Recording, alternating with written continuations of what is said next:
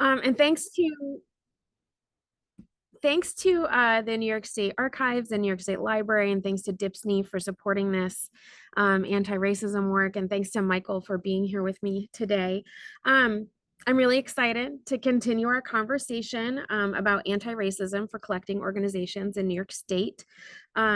I'm Aria. I lead a really cool consulting team in Rochester, New York, but we work all over. We work exclusively with not-for-profits and municipalities and state government and essentially public agencies. And we've had the great good fortune to work with this group of folks since 2021 and do some other work that I'll talk about a little bit later in this. This year, our theme is, if I can get my slide to advance, there we go. This year, our theme is building an inclusive 250th. We are getting ready for that 250th in just under 2 years. And our guiding question for this year is, how do we make our collections, organizations interdisciplinary and representative of the realities of our many New York histories? So how are we going to be able to tell the stories that we haven't been able to tell before because we've ignored them, because we haven't researched them, because they weren't really on anybody's radar. So very excited to dig into that a little bit more today. We have agreements and norms for our time together. We created this all together back in 2022 at our very first webinar. Lead with love. This is a journey. Drop the mic. So step up if you are not a big sharer, and step back if you have already shared some of your ideas and thoughts. Speak for yourself and your own experiences. Practice inclusion, respect, and mutual positive regard. Use direct communication that's clear. Say what you mean and mean what you say. Come to the space teachable. Open your mind to ideas that maybe you haven't experienced before. Stay engaged. This is tough work, and it can be emotionally exhausting, physically exhausting, but we invite you to stay engaged, to step into that hard work. Speak your truth, which for us in this space means speak on your own experience. And when somebody is speaking on their own experience, believe them. Experience discomfort. Anti-racism work is uncomfortable, particularly for people who belong to majority communities. So just get ready to step into that. Expect and accept non-closure. When we talk about these things, there's no winning. There's no, you did it, you crossed the finish line. It's a constant practice. And so being ready for non-closure is an important part of maintaining your sanity and mental health while you do this work. You can ask us questions in the chat, or you can message us directly. And we also have an anonymous question catcher that Leah will put the link in the chat for that. Be responsible for what you hear. So for us, that typically means stories stay, lessons go. So don't speak on somebody else's story, but take those lessons that you learn back to your work and your teams. Use I statements and speak for yourself. Assume best intent. We're all doing the best we can and working as hard as we can to do this work. And finally, love each other into education. If you see anything that you want to clarify or add, I invite you to put it in the chat.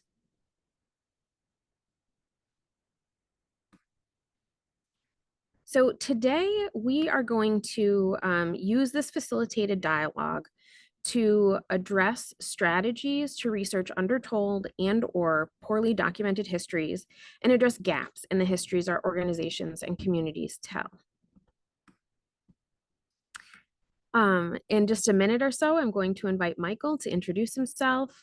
He and I are going to participate in what we call a teach-in. It's like a mini webinar, like Leah was saying. We record that and then we post it on YouTube. I'm saying you, but it's Leah, y'all. Like, she's the one who does the work. She records it, she posts it. We'll have some small and large group conversations. There will be multiple opportunities for you to ask questions, and then we'll talk about some next steps and action items. So today, like I said, large and small group conversations. We're going to share information, we'll discuss, we'll debrief, and we'll make some plans for the future for our own practices and for our organizations. You're going to hear from Michael, who is an Indigenous historian and a historian of the Indigenous experience. Ask questions and get comfortable with discomfort. You can expect to feel curious, frustrated, heard, confused, and surprised, along with probably many other emotions. So with that, I am going to pass it over to Michael and ask him to introduce himself. Michael? Good afternoon. Thank you, Arya, for that opening. It's very, I liked it very much. So my name is Michael Galbin. I'm the Historic Site Manager of Ganondagan State Historic Site. I'm also the Director of the Seneca Art and Culture Center. My role here at Ganondagan is to ensure the future of Ganondagan as a historic site, a location of intersection between what is an Indigenous history, Indigenous culture and reality, and everybody else. And we're beholden, of course, to Seneca people, first of all, but we're also responsible to the people who come to provide a safe, educational, enjoyable, and authentic experience. Myself, I'm a Northern Paiute from the Mono Lake community of Paiute people at Lee Vining, and I'm also Washoe from what is South Lake Tahoe and the Woodfords communities.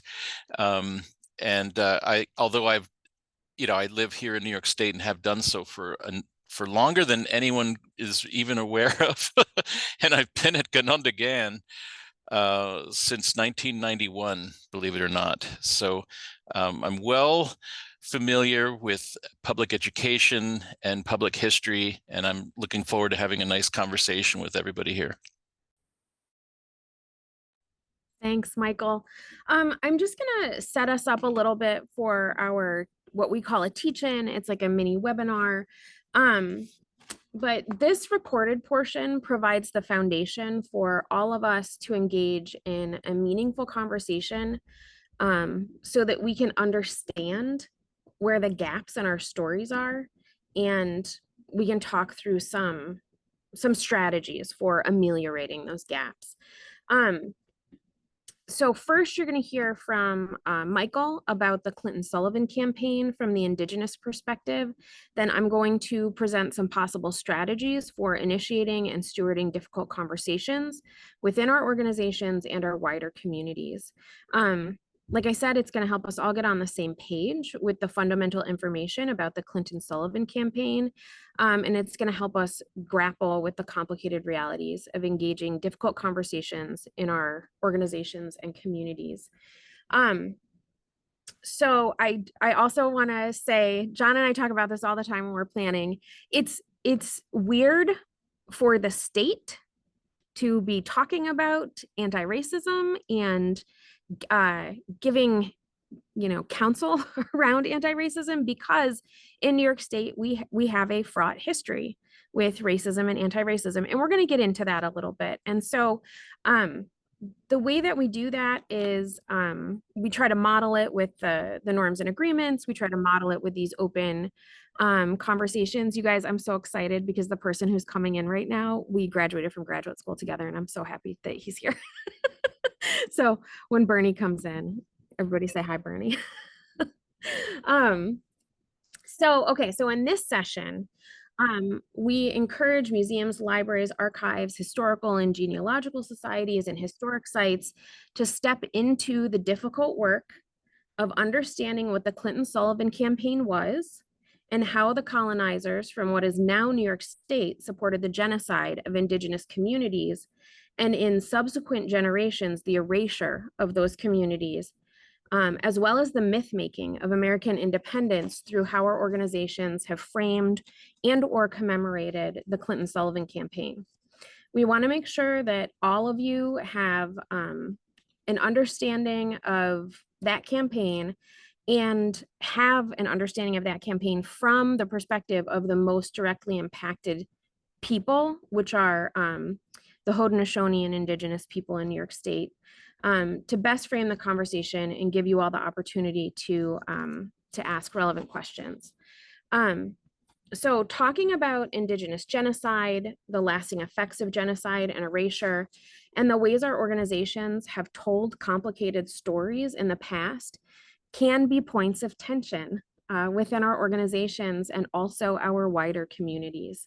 In order to better grapple with these complicated realities, we're going to hear, like I said, from Michael specifically about the Indigenous perspective of this campaign.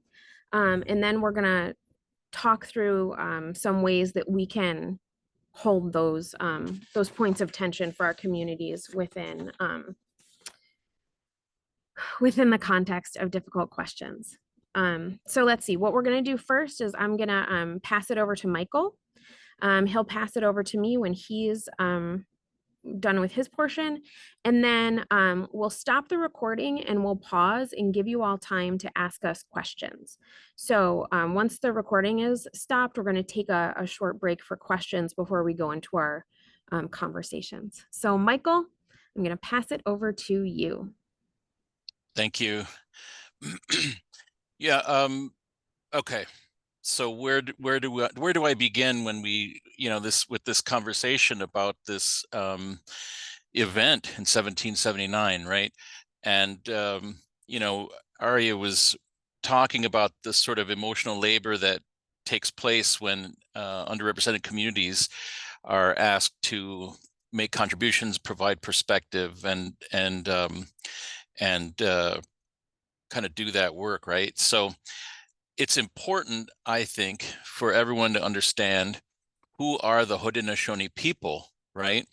So Haudenosaunee people, the word itself means they're the people who build an extended home.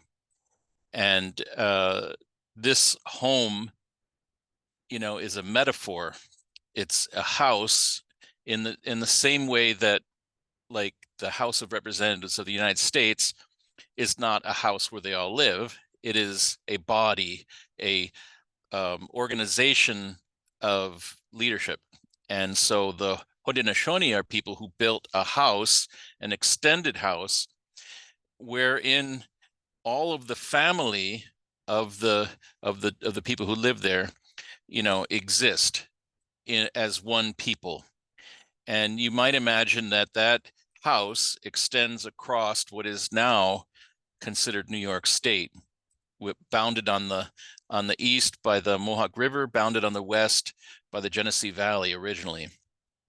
And the people of the Haudenosaunee people, like the actual people, are distinctly they are distinctly themselves. So we have an original organization of 5 nations that includes the Seneca in the west, and then moving towards the east, the Cayuga Nation, Onondaga Nation, Oneida, and Mohawk people. And they began and became themselves at some point long ago. Lots of discussion around when that happened takes place, but I'm far less interested in trying to find a specific date that it all took place, in as much as that it occurred and became a powerful, solid confederacy, at some point long before Europeans arrived, right? And in the early 1700s, the Confederacy invited an entire nation to return to their homeland. The Tuscarora people returned from their long absence down in what is now North Carolina, returned to join the Confederacy and have remained a part of the Confederacy ever since. And so making it 6 nations of the Haudenosaunee. So this is probably the largest group and certainly the largest confederacy in what is now New York State. There are lots and lots of other nations which exist and have existed within what we call New York State now. Some of those peoples no longer exist, and because of the colonial process, either were absorbed by other nations or were removed and had to leave, or actually some of them died off in some cases, right? There are dozens and dozens. It's important to note that there are other nations that still consider the state of New York existing on their indigenous territories and homelands, particularly in Long Island, where you have the Shinnecock Nation and Puspatak nations living there, and you have other nations which still exist but no longer in New York State. From the Hudson Valley, the Lenape peoples, Wappinger peoples, Mohican peoples, and other Algonquian-speaking peoples in the Hudson Valley that no longer live there or hold territory necessarily there, but do exist in different places around what is the United States today. So I just wanted to make sure that that was clear. When we talk about this event, the Sullivan and Clinton invasion, you know, it's really a culmination of hundreds of years of relationship building and relationship deterioration. And it's like nearly impossible to put it into context in a short 30-minute discussion. But essentially, what is going on is once, in the 18th century, the peoples of the Northeast Woodlands find themselves in the midst of a battle between what people call a family quarrel, a quarrel between brothers, a quarrel between family members, right? And the Haudenosaunee people exist in geographic center of what would be considered New York today, but and have existed there for a long time, and intend to continue to exist throughout all of these conflicts, right? And so the motivations behind what Haudenosaunee people do during the American War for Independence is varied. It is personal, it is local, it is decisions that were made on the family level in some cases, and when people kind of paint with a wide brush, they say, oh, the Iroquois supported the British in the American Revolution, and that's just not true. Some certainly did. Some did not. Within the same nation, you had people divided, and you had people continuing to support a policy of neutrality and stay out of the conflict. But the real problem was that the Haudenosaunee people and their lands, which were considered some of the most fertile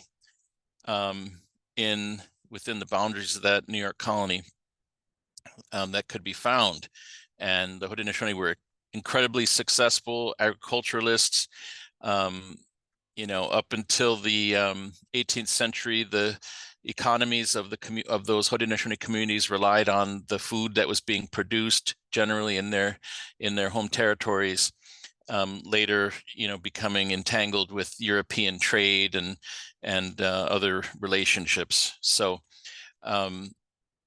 what is going on actually, and this is more and more being proven out as people actually look at original documentation of these conflicts, that the land was really at the core of the conflict, and you cannot use the land or take the land when there's people there on the land. And so there must be a policy of removal that takes place in order to get the land.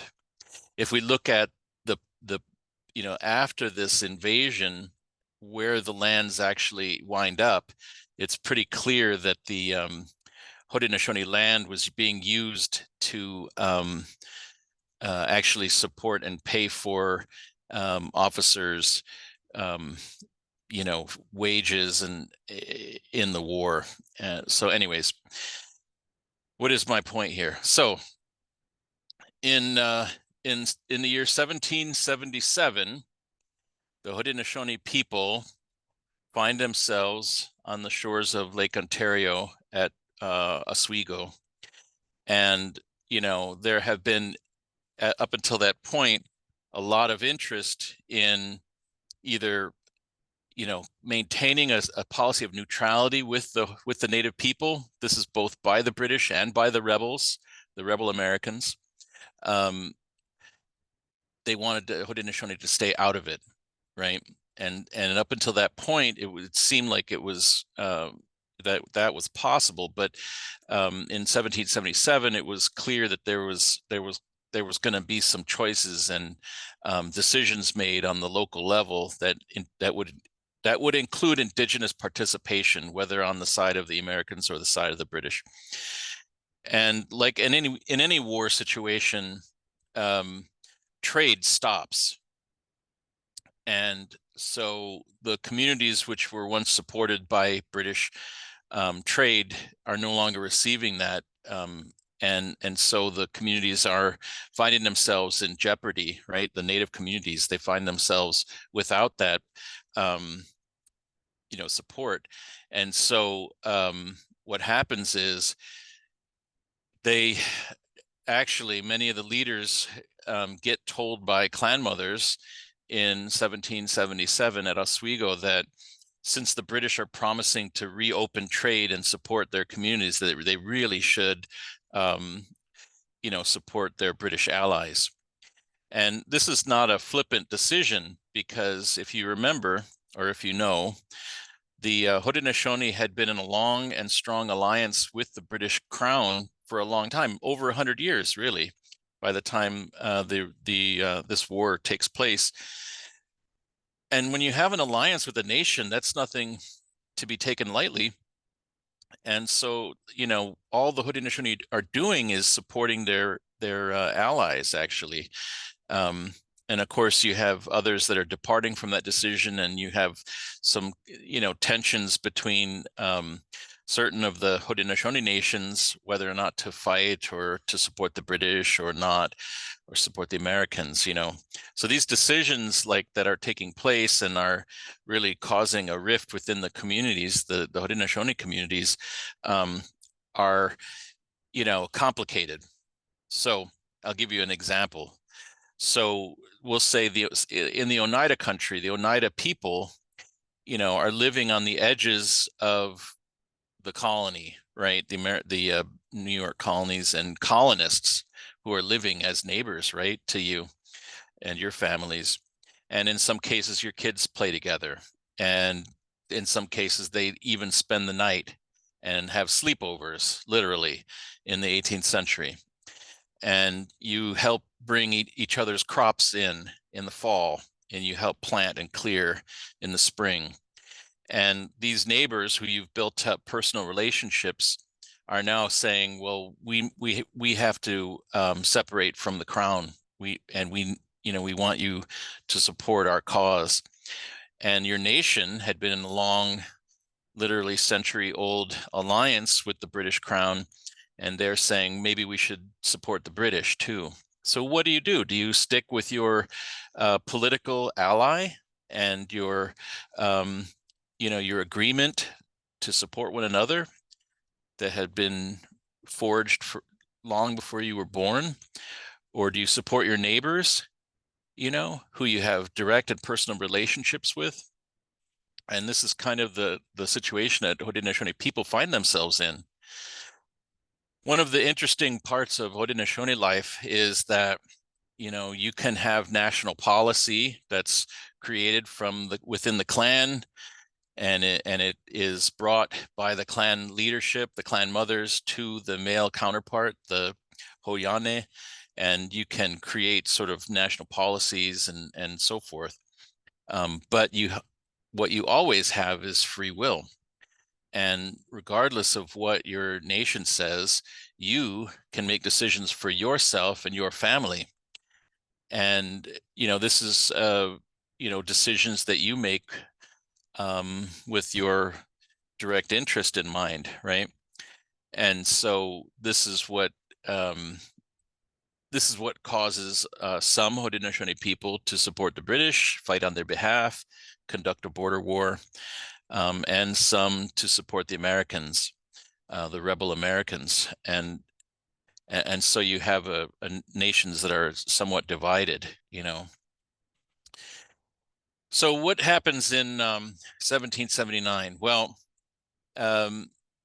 what occurs is an attack on Haudenosaunee homelands, on towns, on what we would call, like in military language, would be like domestic positions, right?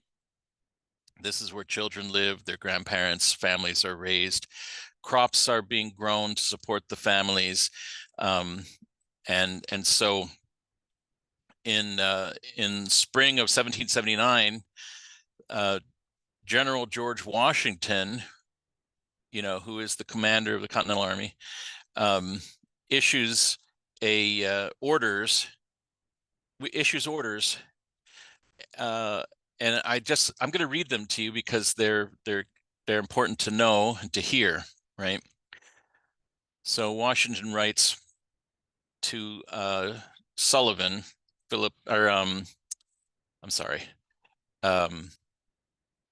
John Sullivan. He writes, "The expedition you are appointed to command is to be directed against the hostile tribes of the Six Nation of Indians, with their associates and adherents. The immediate objects are the total destruction and devastation of their settlements, and the capture of as many prisoners of every age and sex as possible. It will be essential to ruin their crops now in the ground and prevent their planting more." Later, he writes, "I would recommend that some post in the center of the Indian country should be occupied with all expedition, with a sufficient quantity of provisions, whence parties should be attached to lay waste all the settlements around, with instructions to do it in the most effectual manner, that the country may not be merely overrun, but destroyed. But you will not by any means listen to overture of peace before the total ruin of their settlements is effected. It is likely enough their fears, if they are unable to oppose us, will compel them to offers of peace, or policy may lead them to endeavor to amuse us in this way to gain time and succor for the effectual opposition. Our future security will be in their inability to injure us, the distance to which they are driven, and in the terror with which the severity of the chastisement they receive will inspire." And so these are the orders that Sullivan and Clinton use to devastate and destroy 40 Haudenosaunee towns and lay waste to their food, the source of their foods, and drive the people away from their homelands as refugees, all the way to the fort at Niagara, which is still British held at that time. The army comes in it's really like it's an old idea militarily that the Americans use against the Confederacy. It was the intention of the French almost a century before to do the same exact thing. They planned on a three-prong attack, attacking the center of the Confederacy, Onondaga, attacking the west with Seneca communities, and the east in the Mohawk and Oneida communities, all at the same time. They were underfunded like the Americans were, and were unable to kind of conduct this three-pronged attack all at once. And the Americans do the very same thing, actually. And in the east, Van Schaik, or Shock, or Shike, or however you say his name, attacks from the east, coming out of Stanwix. Clinton comes out of the Cherry Valley and meets up with Sullivan coming out of what is now Pennsylvania, heading north, and they really conduct the worst of the devastation. Broadhead comes in on the western borders to attack the Seneca and amalgamated communities coming up out of basically Pittsburgh. But Sullivan and Clinton, their invasion is the one that devastates 40 towns and communities all the way over to the Genesee River, and they end up doing the most damage. What the Haudenosaunee do under the leadership of Joseph Brant and some British support is to oppose them and to watch them. And the one real battle that takes place is near a place called Ganondase, or Newtown, and Brant throws up a small opposition, and with no real possibility of winning that. But what it does is it stalls the army long enough to kind of give the people a chance to pack and leave and run from their communities. And in that way, it is a successful defense. And while the army moves, more or less northwest, Brant stays within touch and watches from afar the army and keeps an eye on things all the way up through Geneseo, eventually to the Genesee River. And, in a way, it's a calculated retreat by the Confederacy and the communities and the towns that had to be abandoned, with Brant as a rear guard. The devastation and the violence and the what actually took place is something that I'm not as interested in getting into. I think it's enough to say that that thousands of people were dispossessed, many people died, and resulting in a refugee camp that extended out from Fort Niagara for miles, some say 3 miles from the fort. The British were unable to support that large of a refugee community.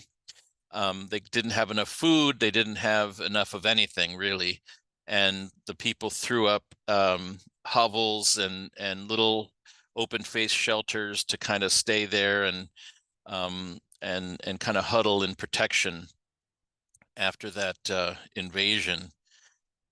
It's important to note that this aspect of the American Revolutionary War is less understood and maybe underrepresented in sort of the kind of narrative of the Glorious Revolution, right? And it might surprise people to know that Haudenosaunee people do not regard, the American war as a positive one. They don't regard it that way. They don't see George Washington as a heroic leader. Those things are complicated. The way that people feel about Washington is complicated, but it's not a patriotic one, As the people were kind of finding themselves,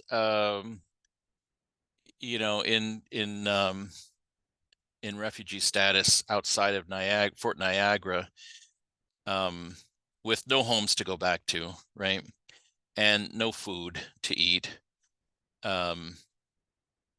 The British provide people with food. They give them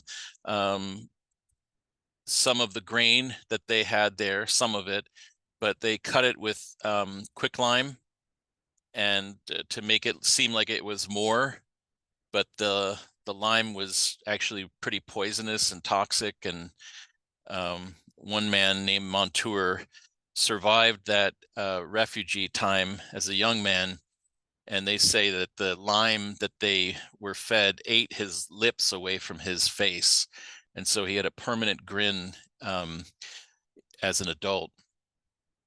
The winter of 1779 and 80 was well regarded as one of the harshest winters of the 18th century. Temperatures were overall much colder, and the snows that came off of the Great Lakes fell so quickly and so deeply that in the springtime, eventually when the snows receded and melted away, they found deer still frozen dry in their tracks, standing up. Thousands of people died of starvation and sickness. It would have taken the small children and the elders first. Those that did survive, they say, they survived on food they could scavenge from their burnt out communities. They sent people back into the burned over towns, and they collected up the burnt corn that was stored there and that was fresh there. They gathered up the blackened corn and returned, and that's what people lived on through the winter. But people did survive, and they came out of the of that winter, and they were intact still. So today, actually, in a lot of the Haudenosaunee communities, one of the traditional foods that people eat, that they still eat, is something people call roasted corn soup or blackened corn soup. And this is an artifact of and a remembrance of that time when the people relied on even the burnt corn to survive, but people continue to eat it today. And cases people don't remember why, but many do. And this is part of the legacy of the American War. Is this time of dispossession, of war, of death, of violence, dispossession of your territory, invasion of your houses, where you live, your neighborhood. So it's no surprise that this moment in the history of what is generally believed to be a positive revolution, right, is seen as a really horrible, awful, and sad time for Haudenosaunee people. I think I'm going to stop there. I think that's probably where I'm going to stop and look to Aria to direct us further. Michael, thank you so much for that. There are so many things I'm reflecting on, and I just wanted to follow on a couple things that Michael said before I move into the next part of the presentation.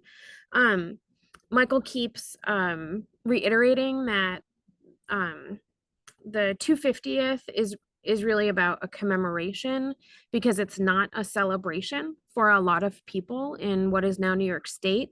Michael was actually part of the team that created the New York State Field Guide. So we take a lot of our programming themes this year are from the New York State Field Guide and also from the AASLH Field Guide. And this idea that what was good for one group was definitely not good and actively bad for other groups.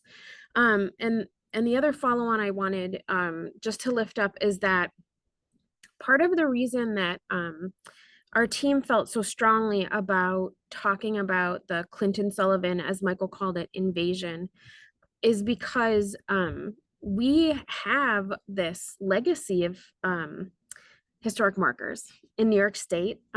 We have, like, they're all over the state. They've been funded by different government agencies, different private organizations. And there are a significant number of markers in Pennsylvania, New York State, and a couple other places that contribute to that myth making that I was talking about at the beginning of this session. And so just want to make sure that folks are making that direct link, that we're specifically talking about this because this is a point of tension in New York State public history and in collections as we go into the 250th. And we want you to be really well prepared to have some conversations with folks and be able to tell some untold stories in authentic ways. So Michael, again, thank you so much for that. It was wonderful. And I am going to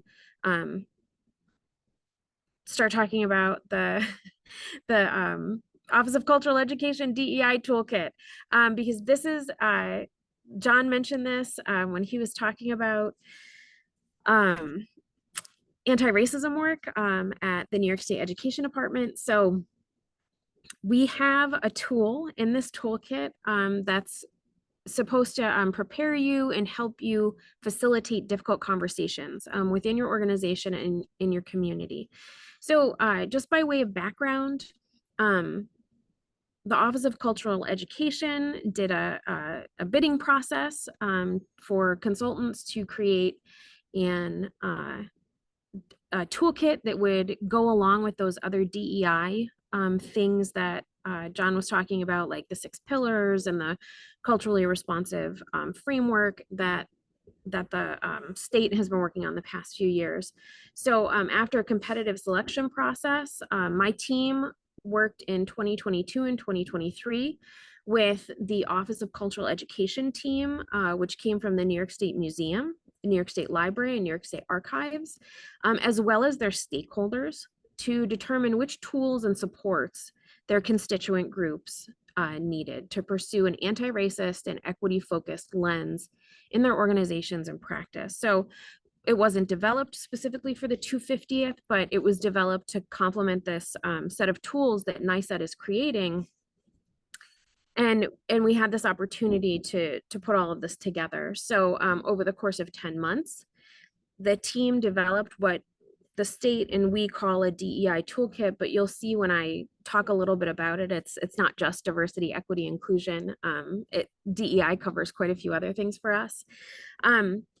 We'll share the link to the toolkit, and also you'll get the link to the tool when we go into our small groups. So essentially that's the background. It was a really cool almost year of work. So using this tool, beginning and moderating difficult conversations is an important part of diversity, equity, inclusion, accessibility, anti-racism, and justice work that we do in cultural heritage and collections organizations. In order to do this, we have to do a couple things, 3 things before the conversation. The first is that we have to, before engaging with difficult conversations, we have to acknowledge intention. And so what that really means is that racial and socioeconomic segregation were intentional decisions made by New York State and the federal government over a century ago in some specific instances, but like we just heard from Michael, are hundreds of years old in terms of some of the other parts of our histories. Acknowledging this intent is the first step in understanding the imperative for beginning and moderating difficult conversations. Although New York is a racially and ethnically diverse state, our racial and ethnic communities are highly segregated and concentrated in specific areas. Our Black and African American communities and our Hispanic communities are frequently concentrated around urban areas due to the legacies of federal and state sponsored housing segregation and housing industry finance policies, access or lack thereof to resources, and limited transportation options. This means that many of our rural communities and nearly all of our suburban communities are majority white areas in New York State. I also just want to make sure that I keep reminding folks to go back as far as the first contact between colonizers and indigenous communities, because we have in New York State, which we've talked about in other programs, you can, our February 1st recording talks quite a bit about this, but indigenous territories are also areas of segregation. And so thinking about what that means over the past many hundreds of years in the areas that we occupy. The second thing is the myth of homogeneity. We hear this a lot, not just in our practice with you all, but in our larger practice at ARIA Strategies. We hear folks say, there are no people of color in my community. How can we be diverse and inclusive if no one is here? So to that we say, New York State has racial and ethnic diversity. that is invisible to most white folks. Housing and socioeconomic segregation can make it difficult for us in museums, libraries, and archives to identify where our racially and ethnically diverse neighbors are.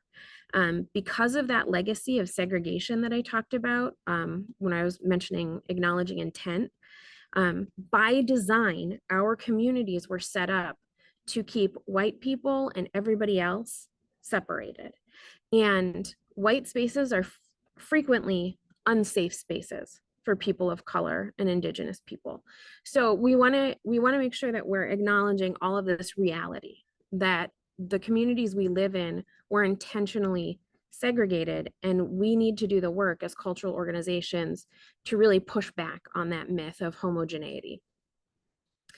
So implementing this guidance, in order to address these concerns about racial and ethnic diversity and representation, this section provides guidance on approaches to difficult conversations and conversation starters.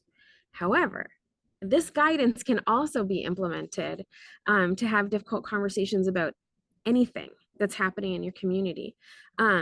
If you are trying to tell more stories about the LGBTQ plus community, if you are working with the ability and disability community to help tell their stories, any other community that has historically and or currently been oppressed, that you can use these strategies with those folks as well. We're just talking about it in the context of race and ethnicity. So approaching the conversation, difficult conversations and conversations around points of tension can be intimidating, frustrating, stressful, especially if we feel underprepared, not as knowledgeable as we want to, or intimidated by the conversation.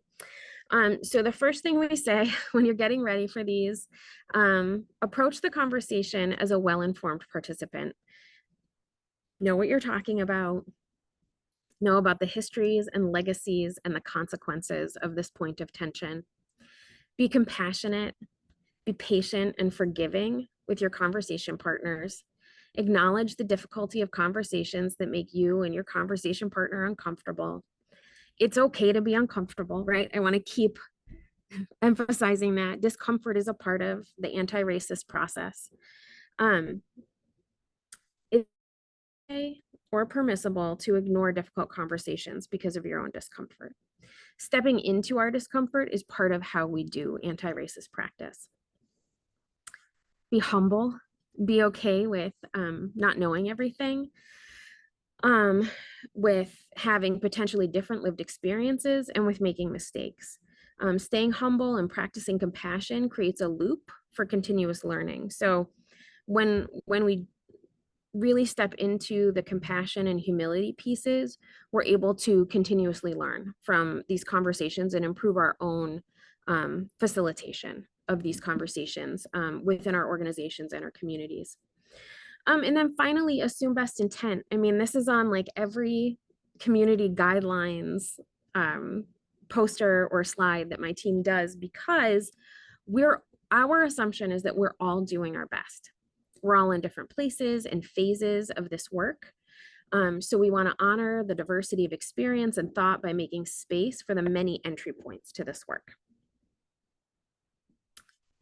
Next, we want you to create a framework for this conversation. So guidelines, we call them norms and agreements.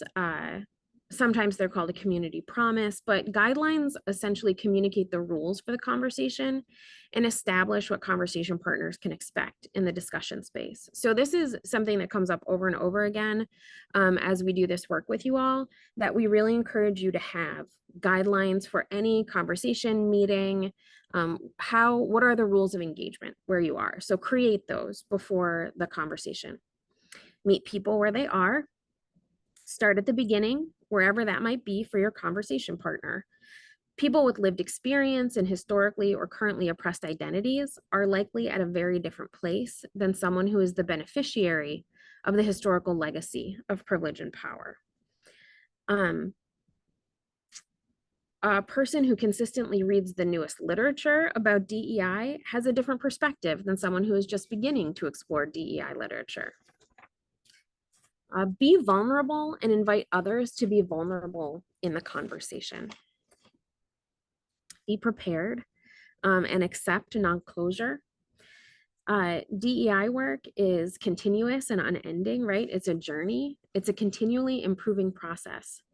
When we allocate an hour or 3 hours or a full day to DEI-centered conversation, it will invariably end with more questions, curiosities, and avenues to explore. So, like I said at the beginning of this conversation, like I'll keep saying, and I have said in past sessions, nobody wins at anti-racism, nobody wins at DEI.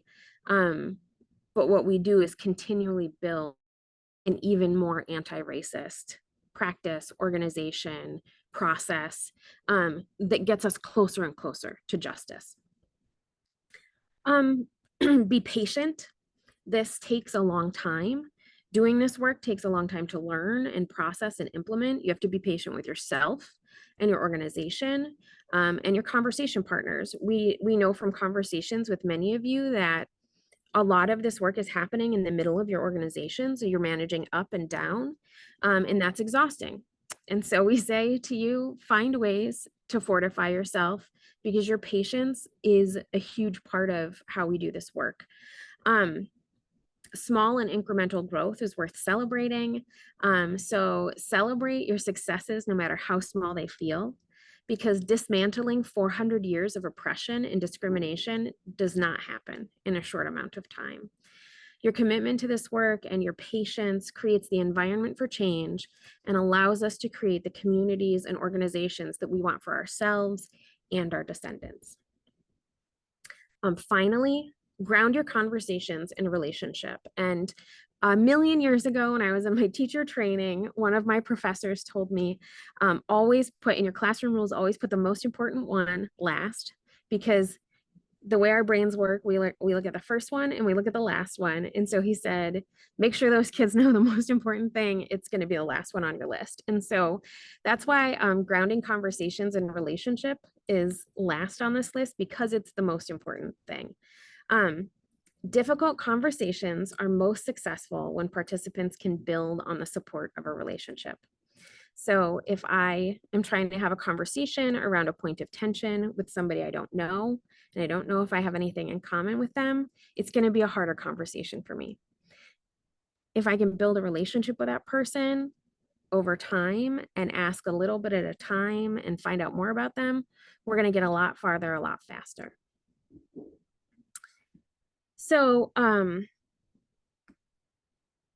I'll just say that beginning conversations about diversity, equity, inclusion, accessibility, anti-racism, and justice can be stressful. These prompts are not an exhaustive list, but can help start the conversation. And so when I was talking about ground this into relationships, these are the kinds of places that you start to ground your conversation in relationships. You don't immediately start with your Seneca neighbor asking, can you tell me what your family talks about with the Clinton Sullivan invasion? Can you tell me what your family talks about with your relatives being kidnapped and taken to boarding schools? Like, you don't start there. You start with, like, tell me about yourself. How do you feel about what's happening where we live? Do you notice differences in your childhood and the childhoods you see of the children around you? Like, tell me about your challenges. Do you see other people experiencing those challenges? You need to start at the beginning, right? And so the last thing I'll say is that I have an ethnic name. It's hard to pronounce. For most of my life, I was Aria Camioni, and then I got married and I added that hyphen Lind on the end. But people would see my name and just write me off because it looks so foreign. They would assume I didn't speak English. They would assume I wasn't born in the United States, which I just want everybody to know I benefit from all of the privilege and power of being a white, educated woman in the Northeast. So, like, it was such a sort of dissociative experience for me. And when people would ask me, where are you from? And I would say, oh, Syracuse. Like my family's been in Syracuse for a long time. People would say, no, where are you really from? And it didn't hit me the same way as it hits some of my Black and brown friends, because I wasn't necessarily living in an oppressed experience. But it taught me, I hate it when people ask me that. I was like, well, where am I really? I just told you where I'm really from. Like, I'm really from Syracuse. um, so what I started realizing was like, I don't care where somebody's from. I want to know where they grew up. Where did you grow up? What brought you to this community that I'm meeting you in? How did you get here? Ask the things that you want to know that build the relationship. You don't really want to know where somebody's really from. You want to know, like, what makes that person tick? How did that person get to be themselves? And use that to build your relationship, and then facilitate and steward conversations that are hard to have around points of tension. Leah, I'm going to ask you to stop the recording so that we can have folks ask